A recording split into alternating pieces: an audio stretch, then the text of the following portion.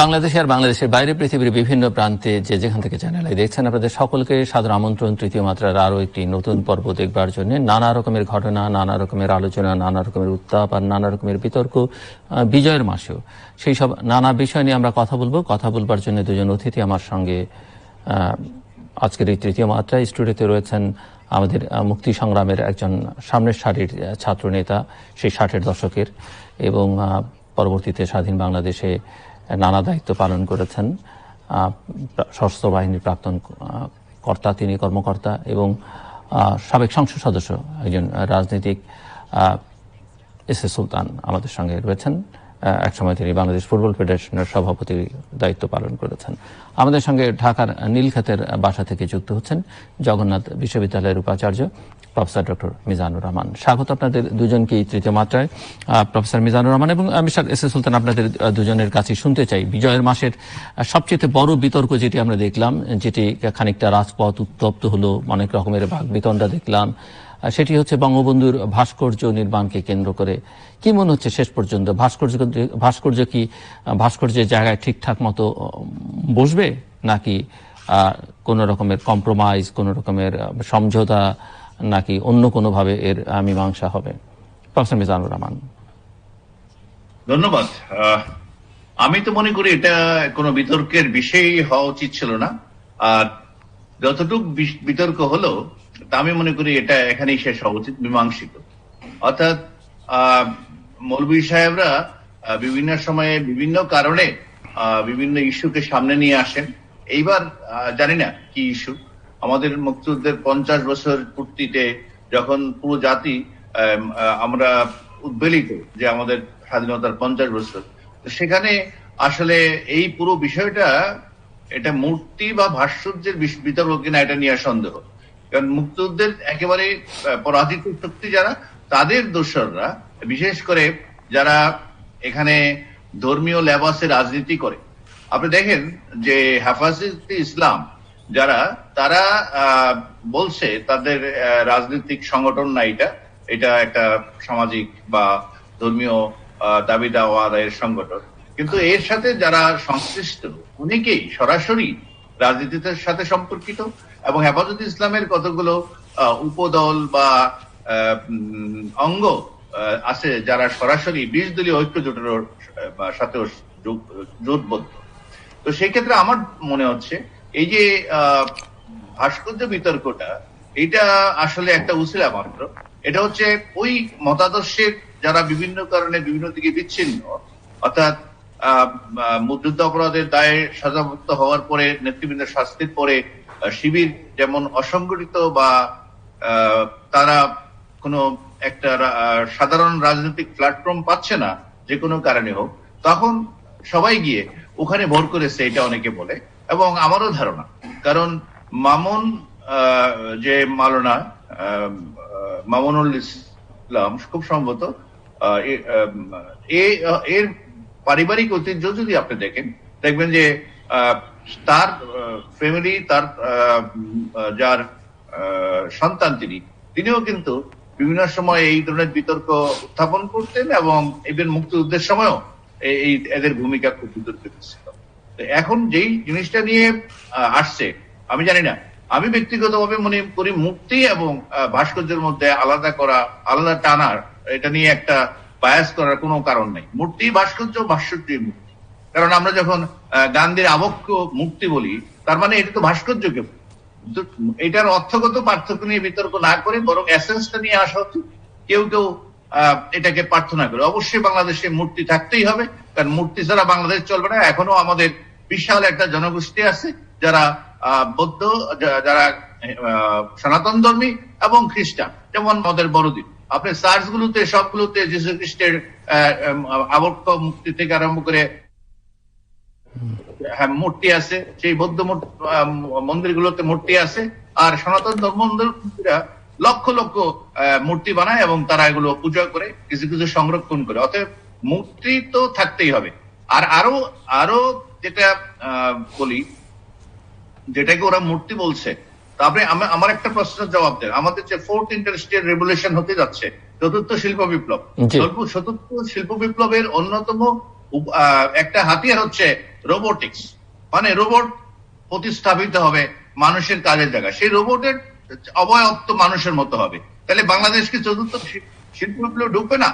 যে রোবটটি বাংলাদেশে আসছিল, কথা বলছিল, সেও কিন্তু মানুষ আকৃতি, এবং সৌদি আরবে নিয়ে দেওয়া হয়েছিল সেই রোবটটাকে। এই মুহূর্তে আমার নামটা মনে নেই। সোফিয়া। হ্যাঁ, সোফিয়া।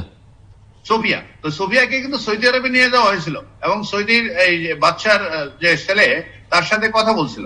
অতএব আমাদের ব্যবসা বাণিজ্য, দোকান পাট, অনেক শিল্পে যখন রোবোটিক্স এর ব্যবহার হবে, গৃহস্থালী ব্যবহারও হবে, রোবোটিক আমাদের গৃহস্থালী কাজ করবে। কিন্তু যে কোনো কারণে হোক, রোবটের যে বাহ্যিক আবরণ সেটা তো মনুষ্য আকৃতির হবে। তখন কি এই রোবট বলবে, আমাদের মৌলভী সাহেবরা যেরকম একসময় আমাদের মানে হতো ছবি তোলা নিষিদ্ধ, ছবি তোলা হারাম, এবং পরে যখন এই ছবি আবার লাগলো তখন এই ছবি পকেটে নিয়েই তো এখন হজে যাচ্ছে, অথবা এবারে চলচ্চিত্র চলমান যেটা সেটাকে ব্যবহার করে তো তারা এখন কিনা বলা হয় ইয়েতে যাচ্ছে, কিনা বলা হয় ইউটিউবে যাচ্ছে। ইউটিউব তো তারা আবিষ্কার করে নাই, বলে যে ইহুদি নাসারারা তৈরি করছে। সেই ইউটিউব সারাদিন ওয়াজ করছে এবং তাদের প্রচারণার কাজে ব্যবহার করছে। আমাদের চট্টগ্রাম অঞ্চলে দীর্ঘদিন মারামারি হতো যে মাইক দিয়ে আজান দেয়া যাবে কি যাবে না। এখন দেশের 99% মাইক তো হুজুরদের দখলে আছে, ইমাম সাহেবদের দখলে আছে। এবং শুধু এটা দিয়ে যে কেবলমাত্র মানুষকে কল্যাণের দিকে অথবা নামাজের জন্য আহ্বান করা হয় তা না। বিভিন্ন সময় এই মাইক সামাজিক ভাবে এমন কাজে ব্যবহার করা হয় যেটা কোনোভাবে গ্রহণযোগ্য না। বিশেষ করে মানুষকে উত্তেজিত করা, ধর্মীয় অনুভূতির আঘাত নামক যে একটা উদ্ভট একটা বিষয় আছে বাংলাদেশে, বিভিন্ন ধর্মের লোকদের মধ্যে সহজে ঘৃণা ছড়িয়ে দেওয়ার মতন একটা উপাদান হচ্ছে কেউ না কেউ ধর্মীয় অনুভূতিতে আঘাত দিচ্ছে। এমনভাবে সাজানো হয় এবং পরবর্তী পর্যায়ে মাইকের মাধ্যমে যেভাবে আহ্বান করা হয় মানুষকে মানে হিংসা ছড়িয়ে দেওয়ার ক্ষেত্রে, তো সেই ক্ষেত্রে এটাও একটা প্রযুক্তির অপব্যবহার। তো সেই ক্ষেত্রে আমি জানি না, আপনি ভাস্কর্যকে মূল টার্গেট না করে বরং এদের আসলে মূল বিষয়টা হচ্ছে আমাদের মুক্তিযুদ্ধ এবং স্বাধীনতা, এবং স্বাধীনতার যে 50 বছর পূর্তি সেটা তাদের বিরোধিতা করা লাগবে। আর আরেকটা 1 সেকেন্ড বলে আমি আমাদের সুলতান ভাই আমাদের অত্যন্ত প্রিয় এবং মুক্তিযুদ্ধের অন্যতম সংগঠক, বঙ্গবন্ধুর সৈনিক একসময় ছিলেন ছাত্রলীগের, এবং ওনাকে আমি দিয়ে দিচ্ছি, উনি কথা বলুক, উনি পটভূমিটা আরো ভালো বলতে পারবেন মুক্তিযুদ্ধের সময় থেকে আরম্ভ করে বিরোধিতাটা। আমি যেটা বলছি যে এই আরেকটা হচ্ছে হেফাজতে ইসলামের যে এখন দুর্দশা, এতে যে ভাঙ্গন দশা, এবং ওখানে যে দুইটা শার্পলি ডিভাইডেড দুইটা গ্রুপ, এইটারও হিলিং করার সময় অনেক সময় রাজনৈতিক একটা উত্তেজনা তৈরি করার প্রয়োজন আছে। কেউ কেউ ওইটাও মনে করেন এই যে আমাদের হেফাজতে ইসলাম থেকে এখন উত্তেজিত তৈরি করা হলো, ওইটারও একটা কারণ হতে পারে নিজের অবস্থানকে পোক্ত করা। আমি নিশ্চিত ভাস্কর্য থাকবে এবং এই ব্যাপারে আপোষ করার কোনো সুযোগ নাই, এবং এরকম কোনো আপোষ বাংলাদেশের মুক্তিযুদ্ধের পক্ষের শক্তিরা। ধন্যবাদ ডক্টর রহমান। আসবো আপনার কাছে। মিস্টার এস এ সুলতান, বিজয়ের মাস সামনে, স্বাধীনতার সুবর্ণ জয়ন্তী, এবং বঙ্গবন্ধু বাংলাদেশের জন্মের সঙ্গে, বাংলাদেশের স্বাধীনতার সঙ্গে অবিচ্ছেদ্যভাবে সম্পর্কিত অত্যন্ত স্পর্শকাতর নাম, স্পর্শকাতর বিষয়, একই সঙ্গে ধর্ম বাংলাদেশের মানুষের জন্য অত্যন্ত স্পর্শকাতর বিষয়।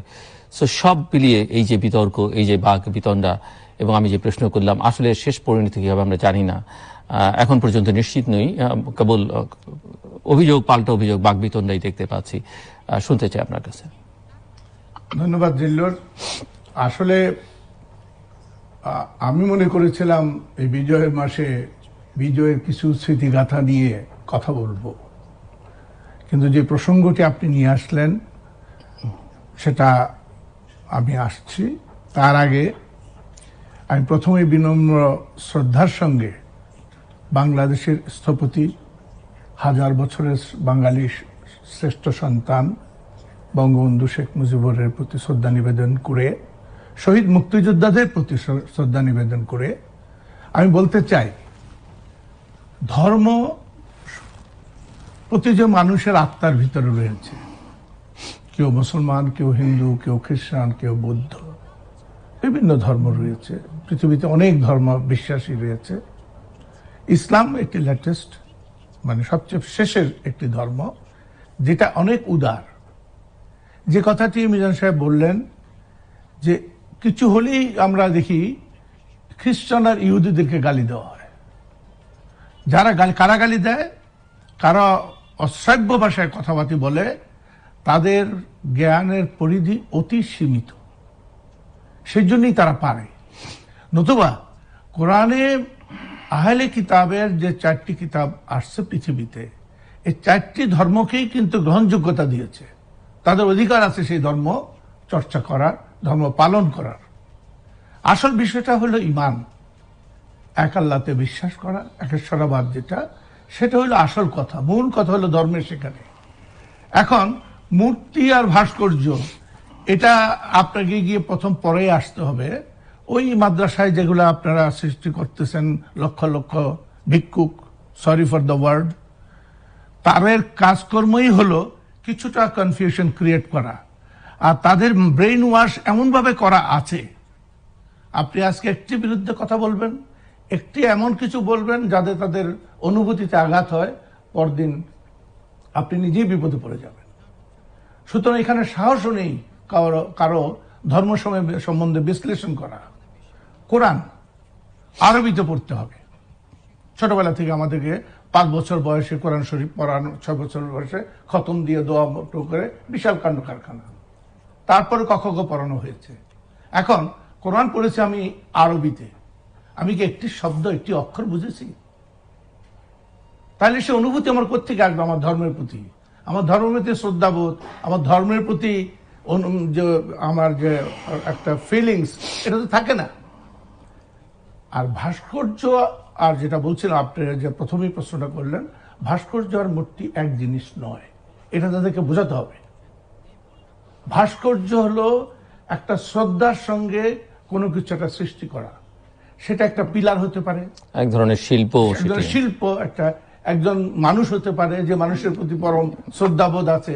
বঙ্গবন্ধুর ভাস্কর্যের গায়ে হাত দেওয়া হয়েছে আর বর্তমান সরকার চুপ করে আছে, এটা আমার বিশ্বাস করতে কষ্ট হয়। আমি সাধারণ মানুষ, রক্ত মাংসের মানুষ, আমার রক্ত নিজেরও গরম হয়ে যায়। ওয়াই? উনার ভাস্কর্য কেন নষ্ট করা হবে? এটা মূর্তি নয় উনার, আমরা মূর্তি পুজোও করছি না, আমরা একজন মানুষকে শ্রদ্ধা নিবেদন করছি, ভালোবাসতেছি। এতে অপরাধের কিছু হতে পারে না। স্মৃতি ধরে রাখা, স্মৃতিটাকে ধরে রাখা, এটা পৃথিবীর প্রত্যেক দেশেই এই ধরনের ভাস্কর্য রয়েছে, হাজার হাজার বছর ধরে রয়েছে, কিন্তু সেটা নিয়ে কেউ কথা বলে না। তাদেরও ধর্মের অনুভূতি সেই সব দেশেও আছে, কিন্তু তারা তো বলে না। আমাদের দেশেরা বলে, কারণ সত্যিকার অর্থে এদের মেজরিটি মূর্খ। একদম শুদ্ধ বাংলায় বলতে হলে একেবারেই মূর্খ তারা। তো তাদেরকে আগে এডুকেটেড, তাহলে হয়তো অনেক জিনিসের সমাধান হয়ে যাবে। আমি আরেকটি প্রসঙ্গে যেতে চাই, যে বাংলাদেশের নির্বাচনী ব্যবস্থা, বিধান নিয়ে দীর্ঘদিন যাবতীয় বিতর্ক আছে এবং স্বাধীনতার পর থেকেই আছে, এবং বাংলাদেশে যারাই যখন ক্ষমতায় ছিল কেউই বলতে পারবে না, কম বেশি মাত্রার পার্থক্য হয়তো আছে, যে তারা নির্বাচনী ব্যবস্থাকে বিতর্কিত করেনি, ডিস্টর্ট করেনি বা নিজেদের সুবিধামতো ব্যবহার করবার চেষ্টা করেনি। অতি সম্প্রতি বাংলাদেশে 42 জন বিশিষ্ট নাগরিক বা বুদ্ধিজীবী, তারা বাংলাদেশের রাষ্ট্রপতির কাছে একটি চিঠি দিয়েছেন নির্বাচনী বিধান, আইন কানুন বা নির্বাচনের ত্রুটি বিচ্যুতির বাইরে, যে এই নির্বাচন কমিশন অসদাচরণ করেছেন, অন্যায় করেছেন এবং তারা দুর্নীতি করেছেন। যদিও নির্বাচন কমিশন সংবাদ সম্মেলন করে প্রধান নির্বাচন কমিশনার বলেছেন যে এইসব অভিযোগ ভিত্তিহীন এবং অসত্য। সব মিলিয়ে আসলে আপনারা কি মনে করেন, প্রফেসর মিজানুর রহমান? ধন্যবাদ। এটাও আমাদের একটা যথার্থই আপনি বলছেন যে একটা দীর্ঘদিনের সমস্যা হচ্ছে আমাদের এই নির্বাচন কমিশন নিয়ে আমাদের বিতর্ক। বিশেষ করে যখনই জাতীয় নির্বাচন আসে তার 2 বছর আগের থেকে এটা শুরু হয়, এবং সমস্যাটা হচ্ছে আমাদের আইনে, আমাদের সংবিধানে নির্বাচন কমিশন গঠনের জন্য যে আইন করার কথা ছিল সেই আইনটি কখনোই করা হয়নি গত 50 বছর, যার কারণে আমরা খুব অ্যাডক ভিত্তিতে নির্বাচন কমিশন নির্বাচন করি এবং চিহ্নিত করি।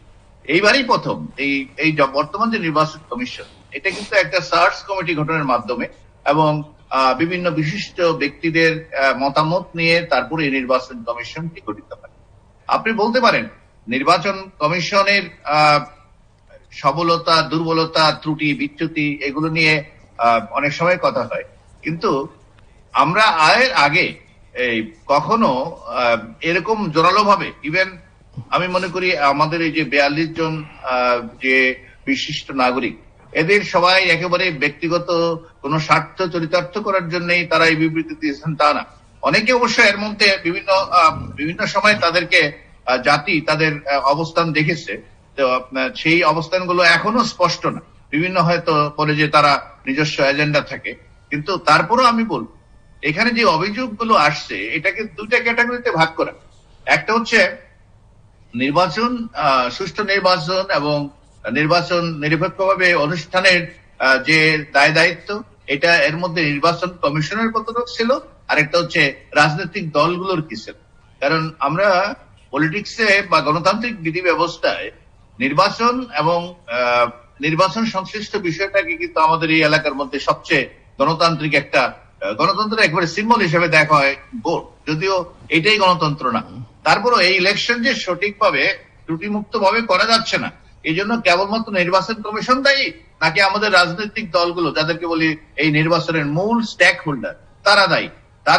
তাদের যে তৎপরতা, তারা যে বিভিন্ন সময়ে নির্বাচন বিরোধী তৎপরতা অর্থাৎ নির্বাচনটি সুষ্ঠুভাবে হওয়ার জন্য যে সহযোগিতামূলক একটা আচরণ করার দরকার অথবা অংশগ্রহণমূলক যে নির্বাচন, সেটা তো আমরা দেখতে পাচ্ছি না। সেটা একভাবে নিরূপিত হবে। তবে ওখানে যদি দুর্নীতি যেটাকে বলা হয়, মানে আর্থিক দুর্নীতি থেকে থাকে, তো সেগুলোর কিন্তু আলাদা তদন্ত হতে পারে। আমি জানি না ওখানে কি ধরনের অভিযোগ আসছে, বিশেষ করে ফাইন্যান্সিয়াল অ্যাফেয়ার্স এ কি কি আসছে, সেই অভিযোগগুলো কি দুর্নীতি দমন কমিশনের পক্ষ থেকে এইভাবে এগুলো ভিত্তিহীন তথ্যহীন এরকম জবাব দিয়ে আসছে। আমার মনে হয় জনগণ পছন্দ করবে এক এক করে যদি বলা হয় যে এই অভিযোগ এই অভিযোগকে এই অভিযোগ করা হলো, প্রকৃত সত্য হচ্ছে এটা, উইথ ফ্যাক্টস এন্ড ডকুমেন্ট যদি তারা এটা মানুষকে সরবরাহ করে, তাহলে এই 42 জনের বিবৃতি যেটা আছে এটা সম্বন্ধে ইতিমধ্যে অনেকেরই এই যেহেতু এদের মধ্যে অনেকে আছে যে আমাদের বিভিন্ন সময়ে রাষ্ট্রীয় ক্রান্তিকালে তাদের ভূমিকা প্রশ্নবিদ্ধ ছিল, বিশেষ করে 111 থেকে আরম্ভ করে যখনই, কারণ তাদেরকে সবসময় সত্য কথা বলতে দেখা যায় না অনেককেই। কারণ এই নির্বাচন কমিশনের আগের নির্বাচন কমিশন বা তার আগের নির্বাচন কমিশন, এদের বিরুদ্ধে সাংবিধানিক স্খলন বা সাংবিধানিক ভাবে যা হওয়া উচিত তার বাইরে গিয়ে কাজ করার আপনার মনে আসছিল। যখন মূল যে বিএনপি, বেগম খালেদা জিয়ার নেতৃত্বে যে বিএনপি, এটা এখনো মূল বিএনপি এর বিশাল একটা শক্তি এবং দেশের মানুষের সাপোর্ট, বিএনপি মনা যারা আছে তাদের সাপোর্ট কিন্তু বেগম খালেদা জিয়া এবং বর্তমান যে senior vice president Tarique Zia তাদের প্রতি আছে। কিন্তু মাঝখানে এই যে সামরিক সরকার এসেছিল, মানে যেটাকে তত্ত্বাবধায়ক সরকার বলি, 111 সরকার, সেই সরকার এসে কিন্তু এই বিএনপি আরেকটা বিএনপি বানাইছিল। একেবারে চিঠি দিয়ে জনাব সাইফুর রহমান সাবেক অর্থমন্ত্রী এবং হাফিজউদ্দিন সাহেবকে সেক্রেটারি জেনারেল করে একটা দল বানাইছিল এবং সেই দলকেই কিন্তু মূল দল হিসাবে স্বীকৃতি দিয়েছিল নির্বাচন কমিশন। তখন কিন্তু এই বুদ্ধিজীবী যারা আছে 42 জন, তারা কিন্তু ওইভাবে প্রতিবাদ দেয় নাই। এর আগে আরেকটা নির্বাচন কমিশন যখন প্রায় 1.5 কোটি ভুয়া ভোটার তৈরি করছিল এবং সারা দেশে সবকটা উপজেলায় নির্বাচনের কর্মকর্তা হিসাবে দলীয় ক্যাডারদের, সশস্ত্র ক্যাডার, মানে এর মধ্যে আছে কিছু যারা বিভিন্ন সময়ে আর্মস সংঘর্ষে জড়িত আসামি ছিল, তাদেরকে কিন্তু নির্বাচনী কর্মকর্তা নিয়োগ দেওয়া হয়েছিল। তখনও কিন্তু এদের অনেকেই প্রতিবাদ করেনি। আমি আবারও বলছি, এদের মধ্যে অনেকেই শ্রদ্ধেয় ব্যক্তি আছেন, তাদের ব্যক্তিগত উচ্চাবিলাস বা ব্যক্তিগত কোনো ইচ্ছা আকাঙ্ক্ষা নাই। ওনারা হয়তো সাধারণ সরল মনেই ওনারা ভালো একটা নির্বাচন কমিশন চাচ্ছেন এবং এটা শক্তিশালী করতে যাচ্ছেন এবং তারই অংশ হিসাবে হয়তো এই বিবৃতি দিয়েছে। কিন্তু এর মধ্যে আবার কিছু কিছু লোক আছে বিভিন্ন সময় বিতর্কিত, যার কারণে পুরো জিনিসটাই তাদের এই প্রচেষ্টাটা, যেটা মহামান্য রাষ্ট্রপতির কাছে চিঠি লিখেছেন, সেটা অনেক সময় বলা হয় কষ্টের উত্তরা। কিন্তু তারপরে আমি বলবো সাংবিধানিক যে অংশটুকু আছে সেটা অবশ্যই মহামান্য রাষ্ট্রপতি তার যে ক্ষমতা বলে ওনার বিবেচনা মতে যে এটার একটা বিহিত ব্যবস্থা করা উচিত, জবাব দেওয়া উচিত, সেই জন্য উনি বিশেষ কমিশন তদন্ত এগুলো করতে পারেন যে কি কারণে বাংলাদেশে সুষ্ঠু নির্বাচন হচ্ছে না, এখানে অন্তরায়টা কি নির্বাচন কমিশন না অন্য কিছু। আর আরেকটা হচ্ছে প্রশাসনিক এবং আর্থিক যে অভিযোগ থেকে থাকে সেগুলো কিন্তু নির্বাচন কমিশনকে দিতে হবে এবং সেখানে সুযোগ থাকলে দুর্নীতি দমন কমিশন সেখানে ইন্টারফেয়ার করবে। আমি মনে করি এটা আমার ব্যক্তিগত। সুলতান, সত্যি কথা বলতে কি, নির্বাচন কমিশন যেটা হয়ে থাকে আমাদের দেশে, তারা তাদের নিজস্ব উদ্যোগে বা নিজস্ব মতামতের ভিত্তিতে এখনো খুব একটা কিছু করে উঠতে পারে না। এরা প্রভাবিত হয়ে আসে এবং কিন্তু আইন কানুনের দিক থেকে তো তারা যথেষ্ট ক্ষমতাবান। আইন কানুন তারা প্রয়োগ, আইন তো থাকেই, আমাদের দেশে প্রচুর আইন আছে, আর প্রয়োগ খুব একটা নেই। তো নির্বাচন কমিশন সম্বন্ধে আমি সবসময় বলতাম যে আসলে ওটা কোনো ব্যাপার না। নির্বাচন জিতছে, নির্বাচনের গ্রহণ করেন, জনগণ যাকে ভোট দিবেন তারই সেই নির্বাচিত হবে। নির্বাচন কমিশন এখানে গৌণ ব্যাপার। কিন্তু নির্বাচন হচ্ছে কি, আমাদের কি ভোটাধিকার আছে? আমরা কি ভোট দিতে পারছি গত 2-3টে নির্বাচনে? আমি একটা উদাহরণ বলি। আমি তো যদিও গত 12 বছর যাবৎ আমি রাজনীতি থেকে ওপেনলি আমি ডিক্লেয়ার করি যে আমি ছেড়ে দিয়েছি, বাট আমি কোনো সংযোগে নেই বা যোগাযোগে নেই বা কোনো কর্ম পরিস্থিতি কোনো কিছু কাজও করছি না। কিন্তু বারবার আপনারই চ্যানেলে এসে আমি বারবার বলেছি, মাননীয় প্রধানমন্ত্রী ভোটাধিকার দেন, বাক স্বাধীনতা দেন, আর কিছু চাইবার নাই আপনার কাছে।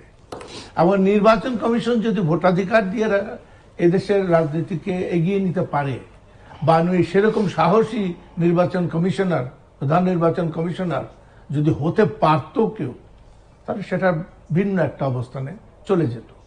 তো নির্বাচন কমিশন নিয়ে কথা বলার কোনো খুব একটা লাভ নেই, তাদের বিরুদ্ধে বলে বা সপক্ষে বলেও লাভ নেই। কারণ ওদেরকে আমি খুব খারাপ একটা কথা বলতাম, সেটা হলো ছোট জগন্নাথ। দে আর নাথিং, তাদের কোনো পাওয়ার নাই। যেই সরকার তাদেরকে সৃষ্টি করে তাদেরই পাওয়ার নেই, না ব্যক্তিত্ব নেই, পাওয়ার তো আছেই। পাওয়ার এক্সারসাইজ না করলে কি করা হবে? পাওয়ার আছে, ইউটিলাইজেশন নাই। হ্যাঁ, পাওয়ার যদি এক্সারসাইজ কেউ না করে তাহলে কি করা যাবে? তারা সেটা জানে না বা করতে পারে না বা করতে চায় না। there are many factors. যাই হোক, তো নির্বাচন কমিশনকে দোষারোপ করে বা তাদের বিরুদ্ধে তদন্ত করে কতটুকু কোথায় কি লাভ হবে সেটা আমি অতটুকু জ্ঞানী লোক না। যারা সই করেছে 42 জন, তারা প্রচুর জ্ঞানী লোক, তারা হয়তো সঠিক কথাই বলছে। আর যদি সত্যিকারের কথা বলেন যে বেসিক কথাটা একটা দেশের জন্য, একটা জাতির জন্য নির্বাচন, এবং নির্বাচনটা হলো গণতন্ত্রের প্রতীক, এবং গণতন্ত্র হলো মানুষের বাক স্বাধীনতা থাকতে হবে, মানুষের ভোটাধিকার থাকতে হবে। সে ভোটাধিকার থেকে আমরা আজকে 12 বছর থেকে বঞ্চিত। তো গতবার নির্বাচনের সময় আমার এলাকায় যাকে নমিনেশন দেওয়া হয়েছিল, আমি তো যাই না এলাকায়, তো তাকে আমি জিজ্ঞাসা করলাম যে তুমি পালিয়ে এলে কেন? তো বলে যে চারিদিক ঘেরাও করা।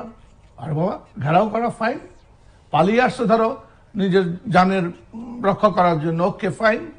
তো পালিয়ে এসে হাইকোর্টে গেলে না কেন?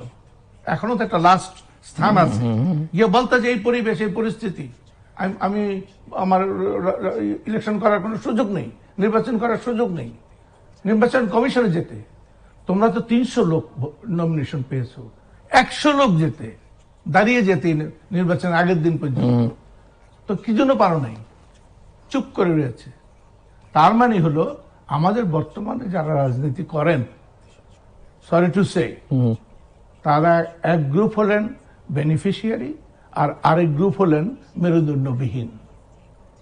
That is the problem. মেরুদণ্ড সোজা করতে হবে, এবং সোজা করে যদি বিএনপি দাঁড়ায় কখনো বা সেরকম নেতৃত্ব যে কেউ থাকে, তাহলে একটা ভিন্ন পরিস্থিতির উদ্ভব হবে। প্রথম নির্বাচনে 2014 সালে যে নির্বাচনটা হলো, তখন আমার বন্ধু বান্ধব যাদের সঙ্গে আমার যোগাযোগ থাকতো একটু, তাদের সবাইকে বলতাম তারেক সাহেবকে আসতে বলো, he is very popular in the village level. এবং গোয়েন্দা বিভাগ থেকে আমাকে, আমার বন্ধু বান্ধব আছে কিছু, তারা বলতো যে ভিলেজে হি ইজ ভেরি পপুলার। শহরে ইন্টেলেকচুয়ালদের মাধ্যমে তাকে খারাপ বলা হয়, এই বলা হয়, সেই বলা হয়, কিন্তু গ্রামগঞ্জে তার ভীষণ পপুলারিটি। তখন এটা শুনে বলা, ওকে আসতে বলো। আগস্ট মাসে যদি এসে সে জেলে ঢুকতো, 6 মাস পরে ইলেকশন বা 5 মাস পরে election, whole scenery would have been changed. কিন্তু পারেনি, সেই সাহস নেই। সেই সৎসাহস থাকলে, সেই সৎসাহস না থাকলে রাজনীতি করা ঠিক না। আজকে আমি এখানে যখন কথা বলি, আমাকে আসার সময় আমার স্ত্রী বলে দেয়, খবরদার তুমি কিন্তু ইসলাম বিরোধী কোনো কথা বলবে না, খবরদার তুমি কিন্তু আওয়ামী লীগ বিরোধী কোনো কথা বলবো না। আরে মুসিবত, আমি এসছি তো কথা বলতে। এটি বলেননি খবরদার তারেক বিরোধী কোনো কথা বলবে না বা খালেদা জি না, সেটাও বলে। আচ্ছা, সেটা মানে সব দিকে তুমি কারো বিরুদ্ধে কথা বলবো না, তুমি শত্রু সৃষ্টি করো। আপনার শত্রু কিছু নাই। আমার মনে যেটা চাইবে, এই বয়সে ভয় ভীতির কি আছে? রাইট। আমার মনে যেটা আসবে সেটাই বলবো। বর্তমানে সরকারের উন্নতি করছে, সেটা আমি প্রতিবারই তাদেরকে অভিনন্দন জানাই।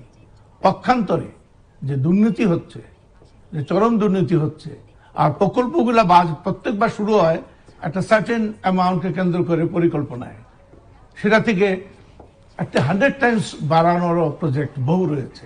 প্রত্যেকটি প্রজেক্ট, প্রত্যেকটি মেগা প্রজেক্ট হাজার হাজার কোটি টাকা বাড়ানো হয়েছে। তাহলে কি আপনি পরিকল্পনা করেছেন? সে পরিকল্পনা যারা করছে তারা ব্যর্থ। এখানে একটু ছোট্ট কথা বলি, আমরা জাপানের ঢাকা দিয়ে আগে এখানে ব্যবসা বাণিজ্য করতাম। তো একবার আমার এক জাপানের এক কোম্পানির হেড আমাকে, ডাইরেক্টর, মানে হি ওয়াজ হেড অফ দ্য অর্গানাইজেশন, সে আমাকে বলতেছে যে তোমরা আমাদের থেকে নাও কেন, টাকা চাও কেন? কেন টাকা দিয়ে দাও তোমরা, আমরা কিছু শিল্প প্রতিষ্ঠান, কিছু প্রয়োজনীয় করতে পারি, প্রকল্প করতে পারি। বলেন না, সেটা কত পার্সেন্ট কাজ হয় আমি জানি, আমাদের টাকাই আমরা জানি। তোমরা আমাদের থেকে 50 জন প্ল্যানার নাও, আমরা টাকা দেব। প্ল্যানিং করো 25 বছরের, 50 বছরের, 5 বছরের প্ল্যানিং হ্যাজ নো কোনো মূল্য নাই, মূল্যহীন জিনিস। আপনি 5 বছর পরে দেখেন যতগুলো মেগা প্রজেক্ট আছে খুঁজে দেখেন কত কত হাজার হাজার কোটি টাকা বেড়ে গেছে। কেন বাড়বে? আপনি কেন সেই দূরদৃষ্টি নাই? বা আপনাদের প্ল্যানার, তার মানে আপনাদের প্ল্যানিং এর কোনো মাত্রাটা ওই পর্যায়ে না যে আপনি দূরদৃষ্টি দিয়ে দেখতে পাবেন আগামী 20 বছরের কি হতে পারে। যাই হোক, তো এখানে আমার বক্তব্যটা খুব পরিষ্কার। ইলেকশন কমিশন দিয়ে কোনো কাজ হবে না, সরকারকে উদার হতে হবে। সরকার উদার চিত্তে গণতন্ত্র প্রতিষ্ঠার লক্ষ্যে নির্বাচন দেয়, নির্বাচন commission has nothing to do much, whole scenario will be changed. আর সেই চেঞ্জটাকে অ্যাকসেপ্ট করে মতো মনোবল থাকতে হবে সরকারের, যে আমি যদি সরকার ছেড়ে দিই তাহলে আমাকে যেন কি হেস্তনস্ত করে। হোয়াই? এই প্রতিহিংসামূলক থাকবে কেন? প্রতিহিংসা থাকতে পারে না। একটি দেশকে গড়তে গেলে, একটা দেশ মাত্র 50 বছর হয়েছে, তো 50 বছরও দীর্ঘ সময়, এর ভিতরে অনেক অভ্যুত্থান হয়েছে, অনেক গন্ডগোল হয়েছে, অনেক পরিবর্তন হয়েছে। বঙ্গবন্ধুকে হত্যা করা হয়েছে, জিয়াউর রহমানকে হত্যা করা হয়েছে। এই যারা যারা দেশের জন্য মঙ্গল কিছু বয়ে আনতে পারত তাদেরকে হত্যা করা হয়েছে। এই দেশের আরেকটু হয়তো সময় লাগবে, কিন্তু এখনো সময় আছে। মানুষের অধিকার ফিরিয়ে দিতে হবে, ভোটের অধিকার, বাক স্বাধীনতা। মিজানুর রহমান। না, অবশ্যই সুলতান ভাই মুক্তিযোদ্ধা এবং অনেক অনেক পোরকাওয়া নেতা, উনি যথার্থই বলছেন। আমাদের কিন্তু অবশ্যই চেঞ্জ তো আনতেই হয়, বলে it should be positive change, অর্থাৎ মুক্তিযুদ্ধের পক্ষের পরিবর্তন আনতে হবে। আমাদের তথাকথিত মানে গণতন্ত্র যেটাকে বলি, এটা যদি এমন হয়, বেশিরভাগ লোকেই আবার যদি মনে করেন পিছনের দিকে ফিরে যেতে চায়, মানে মধ্যযুগের দিকে অথবা আরো পাকিস্তানের দিকে ফিরে যেতে চায়, কোনো কারণে যদি এমন হয়, সেই গণতন্ত্র আমি মনে করি না আমাদের জন্য গণতন্ত্র। কারণ গণতন্ত্র মানে হচ্ছে এই শতকরা হিসাবে কতজন বেশি লোক কথা বললো, এটা মানে আমাদের ওয়েস্টার্ন গণতন্ত্র যেটা আছে সেটা তো আমরা অনুসরণ করে চলছি। কিন্তু আমরা যদি জাতির জনকের 10ই জানুয়ারি যখন 7ই মার্চ যখন ভাষণ দেন, তখন ওই ভাষণ থেকে যদি গণতন্ত্রের সংজ্ঞা নেই, গণতন্ত্র হচ্ছে একজনও যদি সত্য কথা বলে সেটাই সবাই মেনে নেওয়াই হচ্ছে গণতন্ত্র, মানে সংখ্যায় যাই হোক না কেন। তো সেজন্য যে গণতান্ত্রিক ব্যবস্থার মধ্য দিয়ে পরিবর্তনটা আসতে হবে, কিন্তু সেই পরিবর্তনটা মুক্তিযুদ্ধের পক্ষেই থাকতে হবে। এমন কোন পরিবর্তন আমরা প্রত্যাশা করি না যেটা দিয়ে এর জন্য যদি গণতন্ত্র কিছুটা সংকুচিত হয়, তাইলেও কিছু করার নাই। কারণ 1972 সালে সংবিধান যখন রচিত হয়, তখন এই ধর্মান্ধ গোষ্ঠী যারা ধর্মীয় লেবাসে আমাদের মুক্তিযুদ্ধের বিরোধিতা করেছিল, আমাদের মা বোনদের ইজ্জত করেছিল, বাড়ি ঘরে অগ্নিসংযোগ করেছিল, এই বাহিনীর লোকদেরকে আবার আপনি যদি গণতন্ত্রের নামে তাদেরকে যদি আবার একই আস্ফলন করতে দেন, তাহলে কিন্তু এটা গণতন্ত্রের অবমাননা। গণতন্ত্রের সাথে স্বাধীনতা সম্পর্কটা খুব সম্পর্কিত। স্বাধীনতা আপনি কতটুকু পর্যন্ত আপনি দিবেন, একটা লোক কতটুকু স্বাধীনতা নিশ্চয়ই আমি আমার সংবিধান, আমাদের রাষ্ট্রীয় মূল নীতি ভিত্তি, যার উপর দাঁড়িয়ে পাকিস্তানি উপনিবেশিক শাসক, যেটা ব্রিটিশ উপনিবেশিক শাসনের ক্রমধারায়, সেটা পুরোটাই ছিল একটা ইসলাম ধর্মাশ্রয়ী একটা রাজনীতি আবরণে দেশ আরেকটা অংশকে শোষণ করার যে হাতিয়ার, সেটাই যদি আমরা অব্যাহত রাখার মতো আরেকটা শক্তিকে এখানে জায়গা করে দেই, তাহলে কিন্তু এই আমাদের 50 বছরের অর্জন পুরোটাই ব্যর্থ হয়ে যাবে। আমরা মনে করব সমস্ত শক্তি যারা এই দেশে রাজনীতি করবে সবাই স্বাধীনতার পক্ষের শক্তি হবে, এর বাইরে কারো রাজনীতি করার কিন্তু এখানে কোনো সুযোগ নাই। এতে যদি কেউ মনে করে যে তার গণতান্ত্রিক অধিকার ক্ষুণ্ণ করা হলো, সেটাও কিন্তু আমি মনে করি গণতন্ত্রের স্বার্থের জন্যই করতে হবে। কারণ গণতন্ত্র একটা নাজুক ফুল, এর মধ্যে যদি আগাছা আসা জন্মায়, মাঝে মধ্যে কিন্তু এই আগাছাগুলো পরিষ্কার করতে হবে, নাহলে কিন্তু আগাছা গণতন্ত্রকে চাপা দিবে। এই জন্য আমি বলছি যে এই প্রক্রিয়াটার মধ্যে নির্বাচন প্রক্রিয়াটা নিয়ে যখন সুলতান ভাইয়ের কথা বললেন, অবশ্যই যে উনি এমপিদের প্রার্থী, ওনার এলাকার প্রার্থীর কথা বলেন, 300 প্রার্থীর কথা বলেন, 300 প্রার্থী এসে হাইকোর্টে এসে মামলা করতে পারতো। ইন্টারেস্টিং হচ্ছে প্রার্থী 300 জন ছিল না সুলতান ভাই। অনেকে বলে যে এই গত যে নির্বাচনটা, সেই নির্বাচনটা নাকি অনেকে এটার তথ্য প্রমাণ অবশ্য যারা বলে তাদের উপস্থাপন করে, তাদের দায়িত্ব। ইলেকশন রাতে হয়ে গেছে, আগের দিন হয়ে গেছে, এটা বলে। কিন্তু আমি বলি ইলেকশন হয়ে গেছে আরো 4 সপ্তাহ আগে। লন্ডন থেকে যখন প্রত্যেকটা আসনের জন্য 6 জন, 7 জন, 8 জনের নাম ঘোষণা করা হলো, 5 জনের নাম ঘোষণা করা হলো, সেদিনই তো ইলেকশন শেষ হয়ে গেছে। আমি আবারও বলছি, ইলেকশন গণতান্ত্রিক বিধি ব্যবস্থায় নির্বাচন হচ্ছে একটা অনুষঙ্গ। এর সাথে যে সংশ্লিষ্ট কর্মকাণ্ডগুলো, সেগুলো যদি গণতান্ত্রিক ভাবে না হয়, আপনি প্রত্যেকটা সিটের জন্য আপনি 3 জন 4 জন থেকে শোনা যাচ্ছে যে এটা বিলি বন্টন হয়েছে, আর্থিক লেনদেন হওয়ার মধ্য দিয়ে 3 জনকে এমন লোককে নমিনেশন দিচ্ছে, যেমন চাঁদপুরে এসানুল্লাহমূলক মিলন প্রায় বলে যে এই লোকটাকে কোনোদিন দেখাও যায়নি, আবার ইলেকশনের পরেও আবার কোথায় চলে গেছে, উদা হয়ে গেছে সেই লোকটা, আর কোনোদিন দেশেও আসেনি, আগেও আসেনি, পরে আসে। এরপরেও দেখেন, ইলেকশন যদি আপনি রাজনৈতিক দল যদি অংশগ্রহণ না করে, শেষ পর্যন্ত এটা মাস্তানদের অথবা যারা কেন্দ্র দখল করে তাদের দখলে চলে যেতে বাধ্য। আমি এই নীলক্ষেত এলাকা যেখান থেকে কথা বলছি, এখানে ক্যান্ডিডেট ছিলেন আমাদের সাবেক মন্ত্রী মান্নান সাহেব, যিনি মারা গেছেন কিছুদিন আগে, আল্লাহ ওনাকে ব্যস্ত নজর করুন। আমি তো কোনো এই একদিনের জন্য এখানে ইলেকশন পুরো নির্বাচন সময়ে একটি পোস্টার, অভিযোগ হয় পোস্টার ছিঁড়ে ফেলছে বিএনপির, একটি পোস্টার উনি কোনো পোস্টারই ছাপেন না। আপনি দেখেন, প্রত্যেক নির্বাচনে যারা প্রার্থী হয় তাদের একটা ভোটার লিস্ট সংগ্রহ করতে হয়। এই বিএনপির প্রার্থীদের শতকরা 3-4 ভাগের বেশি লোক ভোটার লিস্টটা সংগ্রহ করে নাই। অর্থাৎ নির্বাচন কমিশনকে টাকা জমা দিয়েছে ভোটার লিস্ট আনতে হবে, সেটাই সংগ্রহ করে নাই অল্প কয়েকজন বাদে। তার মানে দাঁড়াচ্ছে এই নির্বাচনটা কোনোভাবেই অংশগ্রহণমূলক না হওয়ার কারণেই এটা নিয়ে আপনি এখন প্রশ্নগুলো করছেন। এখানে যদি সবাই মানে সম্মিলিত ভাবে শেষ পর্যন্ত ইলেকশন করতো, ইলেকশন করার কারো ইচ্ছা ছিল না। আর ইলেকশন যখন যখন ওই নমিনেশন প্রক্রিয়ার মধ্যে দিয়ে একটা হটকারিতা শুরু হয়ে যায়, আস্তে আস্তে মানুষ বুঝতে পারে যে ইলেকশনটা মিনিংফুল হবে না, এবং এক পর্যায়ে কিছু লোক রাত্রে প্রত্যাহার করে, কিছু দুপুর বেলায়, কিছু রাত্রে বেলায় তাদের কেনা বলা হয় নির্বাচন থেকে সরে দাঁড়ায়। আর নির্বাচন থেকে সরে দাঁড়ালে যা হয়, বিভিন্ন স্বার্থের নেশি মহল থাকে এখানে তারা বিভিন্ন রকম কর্মকাণ্ড করে, যেগুলোকে আমরা বলি নির্বাচনী অপকর্ম। তো সেগুলো সংগঠিত হয়, কারণ এখানে বাধা বিঘ্ন থাকে না। আর জিল্লুর, আপনি ভালো করে জানেন আমাদের যে নির্বাচন কমিশনের যে আইন এবং নিয়ম কানুন সক্ষমতা যেগুলো আছে, এগুলো ওয়ার্ল্ডের অনেক দেশের নাই। এত স্ট্রং নির্বাচন, এটা কখন পর্যন্ত? এই নির্বাচনের আগ পর্যন্ত। নির্বাচনের আগে এই নমিনেশন সাবমিট করে, এটা স্ক্রুটিনি করে মার্কা দেয়, তারপরে কোন জায়গায় পোস্টার ব্যানার ছেড়ার কারণে মোবাইল কোড বানায়, সেখানে বিচার আচার করে, ইত্যাদি ইত্যাদি। কিন্তু ইলেকশনের দিন সকালবেলায় যখন নির্বাচনটা শুরু হয়ে যায়, তখন এইসব কেতাব, এইসব সংবিধান, নির্বাচন কমিশনের আচরণবিধি, তারপরে কিনা আমাদের সংবিধি যতগুলো আছে, এগুলো এই নির্বাচন কমিশন অফিসেই থাকে। এগুলোর কোনো কার্যকারিতা থাকে না। পুরো নির্বাচনটা নির্ভর করে এটা কতটুকু ভালো হবে, এটা হচ্ছে বিবদমান বলবো না, প্রতিদ্বন্দ্বিকারী দলের অংশগ্রহণের উপর। প্রতিদ্বন্দ্বিকারী দলগুলো যদি সশরীরে শেষ পর্যন্ত মাঠে না থাকে, আপনি এই নির্বাচন কমিশন না, আরো নির্বাচন কমিশন, অথবা এই 42 জনকে বলেন একটা নির্বাচন কমিশন করে দিতে, অথবা 42 জনকে কমিশন করে দেন। দেখেন, রাজনৈতিক দলগুলোর সদিচ্ছা এবং শেষ পর্যন্ত মাঠে লড়ার যে সাহস, এটা যদি না থাকে এই 42 জন এই দেশে সঠিক নির্বাচন করতে পারবে না। জি, মিস্টার এস এস সুলতান, আমি অন্য আরেকটা প্রসঙ্গে যেতে চাই। আপনি জানেন যে কয়েকদিন আগেই বাংলাদেশের প্রধানমন্ত্রী এবং ভারতীয় প্রধানমন্ত্রী ডিজিটাল সামিট করলেন এবং বাংলাদেশ ভারত মুক্তিযুদ্ধের মধ্য দিয়ে এক ধরনের ঐতিহাসিক সম্পর্ক আছে, এবার সেই সম্পর্কে টানাপোড়েন আছে। ভারতীয় হাই কমিশনার যিনি বাংলাদেশে, তিনি মাত্র কয়েকদিন আগেই বাংলাদেশ আওয়ামী লীগের ক্ষমতাসীন দলের কার্যালয়ে সফর করলেন এবং সেখানে তিনি বলেছেন যে বাংলাদেশ ভারতের সম্পর্ক রক্তের বন্ধনে আবদ্ধ, এবং একথা বাংলাদেশের পক্ষ থেকে অনেক সময় বলা হয়েছে যে রক্তের সম্পর্ক, আমাদের স্বামী স্ত্রীর সম্পর্ক, নানা রকমের কথাবার্তা বিভিন্ন সময় বলা হয়েছে।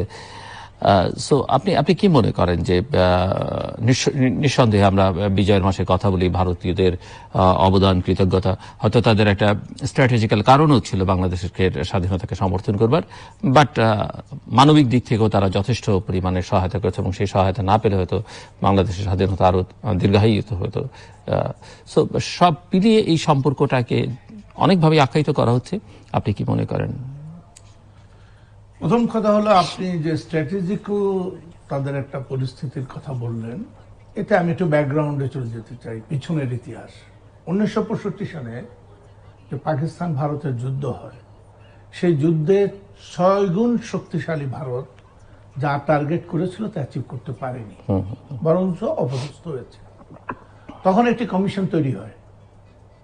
কমিশনকে বলা হয় কিভাবে তারা এই যে লজ্জাটা পেল, এর থেকে মুক্তি পাওয়ার পথ কি কি হতে পারে। যাই হোক, সেখানে অনেকগুলো রিকমেন্ডেশন ছিল, আমরা যা শুনেছি, নিজে তা পড়তে পারিনি, বাট শোনা কথা এবং অথেন্টিক ইয়েতেই শোনা কথা। তখন তারা চিন্তা করেছিল যে secession of Pakistan is one clause ছিল, তার প্রেক্ষিতেই কিন্তু তাদের একটা প্ল্যানিং ছিল। কিন্তু ইন্দিরা গান্ধী যখন এটার পাওয়ারে এলেন, ইন্দিরা গান্ধী যখন সরকার গঠন করলেন, তার অনুভূতিটা হয়তো অন্যরকম ছিল এবং সেই অনুভূতির কারণেই 1971 সালে যুদ্ধের সময় এবং পাকিস্তানের যে জঘন্য হত্যাকাণ্ড, তারপরে নারীদের অবমাননা, যা যা করেছে তারা, এটা অবিশ্বাস্য। আমি পাকিস্তানে ছিলাম, 4 মাস জেলে ছিলাম। আমার 4 মাসে আমার প্রতি কি অত্যাচার করা হয়েছে এটা আমি জানি আর আমার আল্লাহ জানে।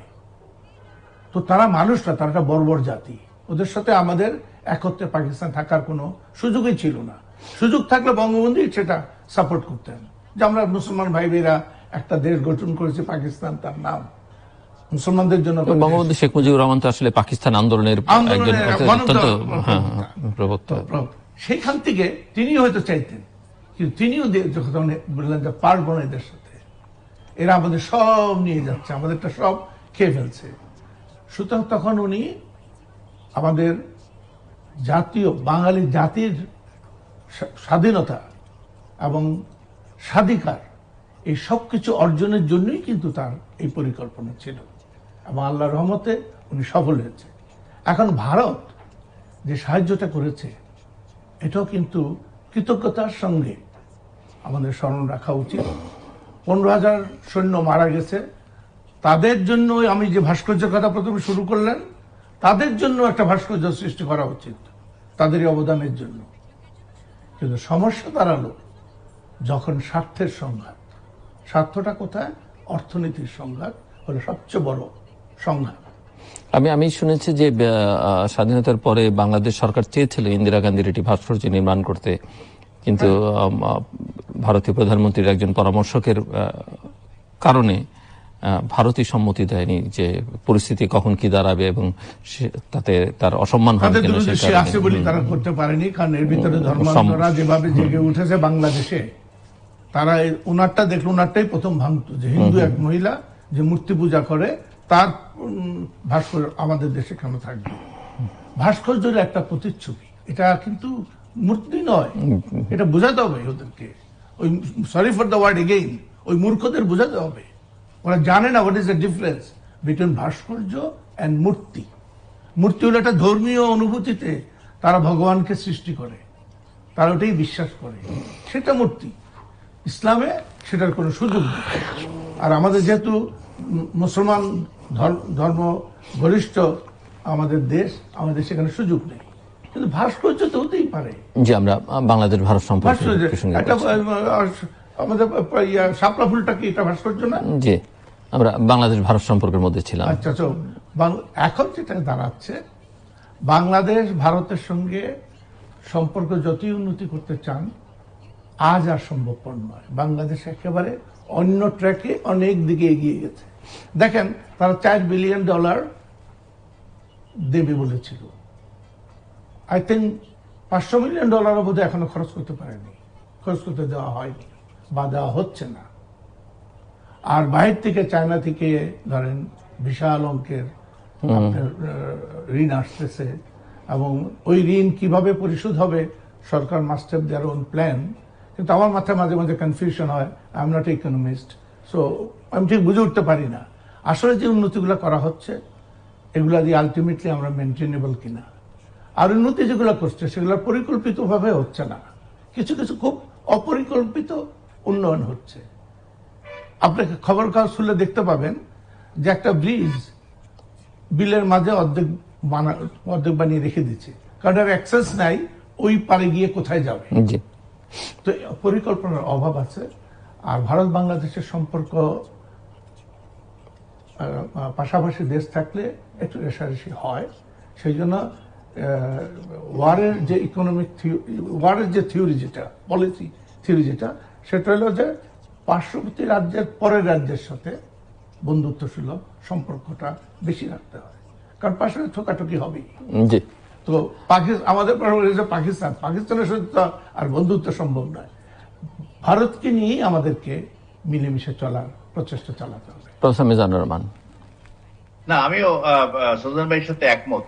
দেখেন, অনেক কিছু পছন্দ করা যায়, বন্ধুত্ব অথবা আপনার এই টক শোতে আজকে কাকে আনবেন, এগুলো অনেক কিছুই আপনি পছন্দ করতে পারেন, কিন্তু আপনার গ্রামের বাড়িতে আপনার যে পাশের যে প্রতিবেশী তাকে পছন্দ করার কোনো সুযোগ নেই। রাষ্ট্রের ক্ষেত্রেও একই অবস্থা। আমরা অনেক কিছুই, অনেক সাথে বন্ধুত্ব, অর্থনৈতিক সম্পর্ক, আমাদের ডেভেলপমেন্ট পার্টনার অথবা স্ট্র্যাটেজিক বহু কিছু আমরা করতে পারবো, কিন্তু আমাদের যে পার্শ্ববর্তী প্রতিবেশী, নিকটতম প্রতিবেশী, এটাকে পরিবর্তন করার কোনো সুযোগ নেই। তো সুলতান ভাই যথার্থ বলছেন, এটা মিলেমিশে থাকতে হবে।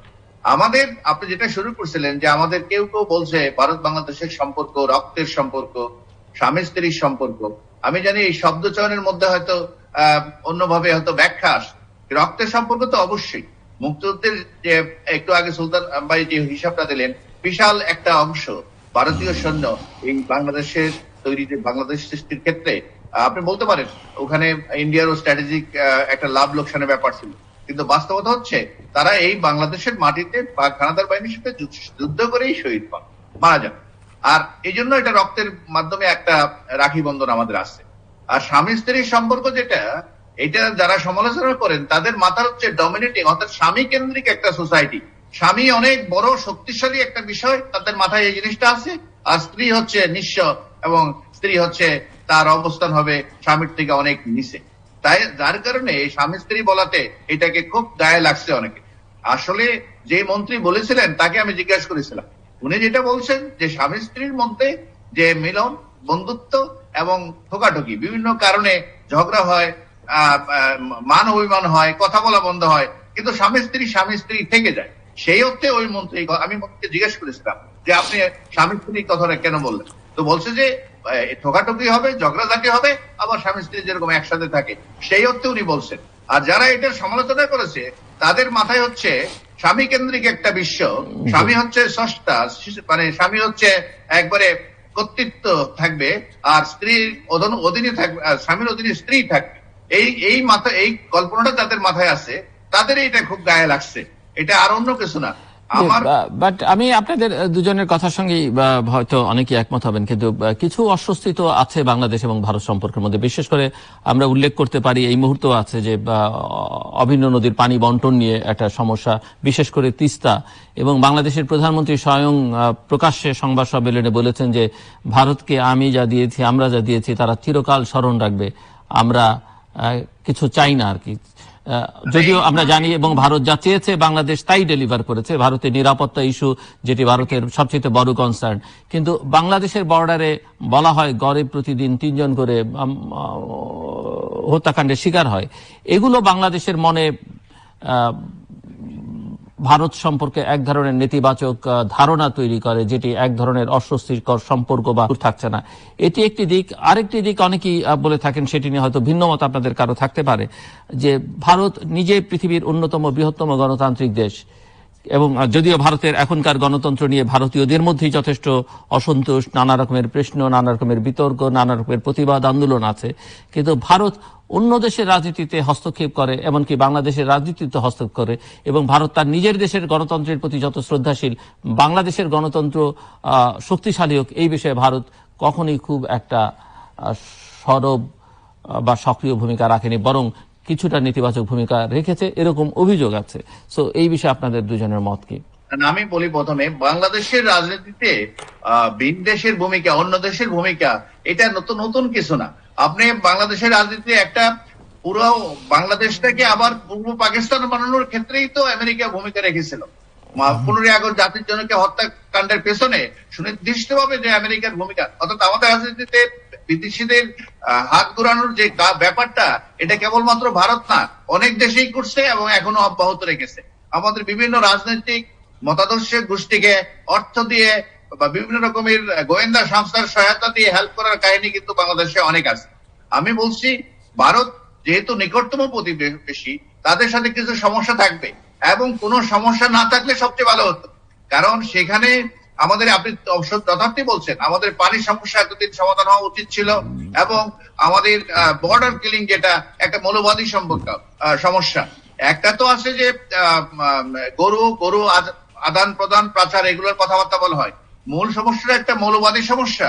এই অর্থে আমি বহুবার এই কথাটা বলেছিলাম যে গরুকে সনাতন ধর্মাবলম্বী বিশেষ করে মানে এই বাংলার বাইরে, বাঙালিত্বের বাইরে যেই ভারতবর্ষ, সেগুলোতে বেশি করে কিন্তু এটাকে পূজনীয় মাতৃত্ব হিসেবে দেখা হয়। কিন্তু এই যারা বিএসএফ এ কাজ করতে আসে, এদের মধ্যে দেখা যায় কম সংখ্যক হচ্ছে বাঙালি, অর্থাৎ পশ্চিম বাংলার লোক, আর বেশিরভাগই হচ্ছে দক্ষিণ ভারত এবং ওই যে মারাঠি, মহারাষ্ট্র, এই বিএসএফ এর লোক থাকে, যারা মনে করে গরু হচ্ছে তাদের মূল দেবতা, এবং তারা যখন জানে, বুঝতে পারে এই যে গরুটা পাচার হচ্ছে, নিয়ে যাওয়া হচ্ছে, একটু পরে এটাকে জবাই করা হবে, আর জবাই করা হবে মানে তার মাকে জবাই করা হবে। এইটা হলো এই মৌলবাদী চিন্তা থেকে গরু, আমাদের গরু পাচারকারী বা গরু যারা লেনদেনের সাথে যারা জড়িত, এই গুলি করার পেছনে এই একটা কারণ। আমি বহুবার বলেছিলাম এইটা মোটিভেশন করতে হবে। এই বিএসএফ এর যারা আছে তাদের যে মিটিং হয়, আমাদের পক্ষ থেকে এটা বলা উচিত যে যারা এই বর্ডারে ডিউটি করবে তারা যেন এই ধারণাটা না পায় যে এই গরু আনলেই সবগুলোকে স্লটারিং করা হবে, জবাই করা হবে, এটা অথবা করলেও এটা তোমার বিষয় না, এটা তাদের নিজস্ব ধর্মীয় চিন্তা থেকে তারা করে, তোমার এটা এখানে কাউকে আগ্রাসী ভাবে আক্রমণ করার সুযোগ নেই। আরেকটা হচ্ছে বিভিন্ন বর্ডারে মানে যে অস্ত্র ব্যবহার করা হয়, পোতা অস্ত্র যেগুলোকে বলা হয়, যেগুলো দিয়ে মানুষকে আহত করা যাবে, কেউ এই গুলির কারণে নিহত হবে না, এটা আমাদের মনে হয় ইমিডিয়েটলি দুই দেশের মধ্যে বসে চূড়ান্ত একটা সিদ্ধান্ত হওয়া উচিত। বর্ডারের মধ্যে যে অপকর্মগুলো হয়, মাদক পাচার থেকে আরম্ভ করে ব্ল্যাক মার্কেটিং, গরু চুরি, সবকিছু, এগুলোর জন্য যদি কোথাও অস্ত্র ব্যবহার করতে হয়, তাহলে সেটা মানে প্রাণঘাতী কোনো অস্ত্র হবে না, শুধু এতটুকু করলেই হয়। আর মাননীয় প্রধানমন্ত্রী কিন্তু কাউকে ছেড়ে কথা বলেন না। ইদানিং কালে আপনি দেখছেন, এই গত কিছুদিন আগে যখন সামিট হয় নরেন্দ্র মোদীর সাথে, আপনারা অন্য জায়গাগুলো খেয়াল করেন, আমি একটা জায়গায় খেয়াল করছি, সেটা হচ্ছে মাননীয় প্রধানমন্ত্রী বলছেন এখন প্রচুর ভারতীয় লোক বাংলাদেশে চাকরি বাকরি করে রেমিটেন্স নিচ্ছে, একই সাথে সাথে আমাদের প্রচুর লোক ভারতে চিকিৎসা এবং ভ্রমণের উদ্দেশ্যে গিয়ে ওখানে প্রচুর টাকা খরচ করছে। অর্থাৎ দুইভাবে কিন্তু ভারত যে লাভবান হচ্ছে, মাননীয় প্রধানমন্ত্রী কিন্তু সেই কথাটা কিন্তু ইঙ্গিতে বুঝিয়ে দিলেন। বাংলাদেশের সাথে ভারতের সম্পর্কের মাধ্যমে একটা তো আছে যে এখানে নর্থ ইস্টার্ন কর্নারের যে ইনসার্জেন্সি, সেগুলো কমে যাওয়া এবং বিভিন্ন বিরোধ নিষ্পত্তি হওয়ার ক্ষেত্রে আমাদের যে দুই দেশের এখন যে সম্পর্ক, যেমন আমাদের বর্ডার ছিল না, আমাদের সীমানা বলতে যেটা বোঝায় সেটা ছিল না, আমাদের ছিটমহল যেগুলো ছিল সেই সমুদ্র সীমা, বহু সমস্যার কিন্তু ইতিমধ্যে সমাধান হয়ে গেছে। এই ছোট ছোট টুকটাক জিনিসগুলো সমাধান অবশ্যই ভারতের দিক থেকেই অন্তরায় সৃষ্টি করা হচ্ছে, এবং মাননীয় প্রধানমন্ত্রী কিন্তু আকারে ইঙ্গিতে এই কথাগুলো কিন্তু বহুবার বলছেন যে আমরা অনেক কিছু ছাড় দিলাম। আর এইবার তো নির্দিষ্ট করে বললেন ভারতের প্রচুর লোক আমাদের থেকে টাকা নিয়ে যায় রেমিটেন্সের মাধ্যমে, এবং আমাদের লোক গিয়েও, অর্থাৎ দুইভাবে আপনারা এসেও টাকা নিয়ে যান আর আমরা গিয়েও আপনাদের এখানে টাকা খরচ করি, এই ইঙ্গিতটাই কিন্তু মাননীয় প্রধানমন্ত্রী দিয়েছেন। আশা করি আর কি এই কথাগুলো পরে ভারত তার অবস্থান যেটা আছে এটাকে আবার রিঅর্গানাইজ করবে, এবং বর্তমান যে ভারতীয় হাইকমিশনার তার কথাবার্তা শুনে মনে হয় যে তারা একটা ভালো সমাধানের দিকে, অর্থাৎ সম্পর্কের মধ্যে যে ছোট ছোট তিক্ততা গুলো আছে সেগুলো সমাধান করার জন্য একটা মুভ তারা করছে বলে আমার মনে হয়। আমি মনে করি উভয় দেশ মিউচুয়ালি বেনিফিটেড হবে যদি তাদের বর্তমান সমস্যাগুলো তারা আলোচনার মাধ্যমে সমাধান করে। আলোচনার কোনো বিকল্প নাই, এখানে যুদ্ধ করে যুদ্ধংদেহী করে ওই ফারাক্কা মিছিলের মতন করে আমরা তিস্তার পানি নিয়ে আসবো, কারণ মিছিল করে ফারাক্কার পানি আসে নাই, এটা শেখ হাসিনাকে দেবপুরার সঙ্গে আলোচনা করে চুক্তি করে এই পানি আনতে হয়েছে। কারণ আপনার যে শক্তি সামর্থ্য এটা দিয়ে আপনি যা করতে পারবেন না, অতএব এইগুলো দিয়ে রাজনৈতিক হুঙ্কার না দিয়ে বাস্তবতাটা যেটা সেটা মেনে নিয়ে আমাদের আলোচনার মাধ্যমে সমস্যার সমাধান করেই বন্ধুত্বপূর্ণ সম্পর্ক বজায় রাখতে হবে। মিস্টার এস এস সুলতান, আমি মনে করি যে ভারত আর বাংলাদেশের ভিতরে যদি কোনো বিভেদ থাকে এটা প্রধান কারণ হলো ধর্ম। মুসলমানরা ভারতকে শাসন করেছে বহু শত বছর, তাদের ভিতরে যে প্রতিক্রিয়াটা রয়েছে এখনো রয়েছে, এবং তারা হিন্দুইজমকে, বর্তমান সরকার বিশেষ করে তাদের হিন্দুইজমকে যেভাবে প্রাধান্য দিচ্ছে, এটা একটা ধর্মের ক্ল্যাশ। আমি সে বিষয়ে যাব না। আপনি যে প্রশ্নটা করে কথাটা বলেছেন তিস্তা ব্যারেজের কথা, এই পানি বন্টন নিয়ে বিগত বহু বছর যাবত একটা বিতর্ক চলছে, এবং ভারত সেটাতে কোথাও সহনীয় পর্যায়ে আসছে না, বিশেষ করে পশ্চিমবাংলা। যে পশ্চিমবাংলার উচিত ছিল যে তুমিও বড় হও আমিও বড় হই, তার বড় হওয়ার যথেষ্ট সুযোগ আছে। এই পানিটাকে যদি তারা তাদের দেশের উপর দিয়ে নিয়ে যেতে পারে, তাদের যে অর্থের এখন যে সামর্থ্য আছে, অর্থ সামর্থ্য আছে, তারা কিন্তু পারে। বাংলাদেশের প্রতি আবার সুযোগ মতো পার করতে হবে, সুযোগ মতো আটকিয়ে দিতে হবে।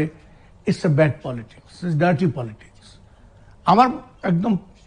আমি একদম পরিষ্কার ভাষায় বলতে চাই, মাননীয় প্রধানমন্ত্রীর যথেষ্ট সাহস রয়েছে, উনি মৃত্যুকে ভয় পান না, বহুবার বলেছেন এই কথা, অনেকবার মৃত্যুর হাত থেকে বেঁচেছেন।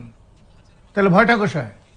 তিস্তা ব্যারেজ আপনি করেন, যদি পদ্মা সেতু করতে পারেন আপনি নিজের টাকায়, তিস্তা ব্যারেজ আপনি করেন। বহু দেশ এগিয়ে আসতে চায় আপনার তিস্তা ব্যারেজ করার জন্য, তো তিস্তা ব্যারেজ করেন, এখানে তো বাধার কিছু নেই। আর যে ওরা ভারত যে বাধা দিতে চায় বা পারে, তারা সমস্ত পৃথিবীর কাছে তারা হেয় হবে, এবং তারা পারবে না, তাদের যে গণতন্ত্র দেশে তারা পারবে না। সুতরাং সাহস করতে হবে, সাহস করে ফেলতে হবে। এটা কোনো কন্ডিশনাল কিছু না যে আপনি প্রধানমন্ত্রী থাকবেন যদি আপনি আমার সঙ্গে এই সহযোগিতা করেন। There should not be any condition, at least for this Prime Minister. She is very brave, very courageous. Let us all wish that উনি সাহস করে তিস্তা ব্যারেজটা করে দিয়ে গেছেন। বাংলাদেশের মানুষ সারা জীবন তাকে স্মরণ করে। ধন্যবাদ মিস্টার এস এস সুলতান এবং প্রফেসর ডক্টর মিজানুর রহমান এই আলোচনা অংশ নেবার জন্য। দর্শক, নানা বিষয় নিয়ে কথা বলছিলাম আমরা, এবং তার মধ্যে একটি ছিল বঙ্গবন্ধু শেখ মুজিবুর রহমানের ভাস্কর্য।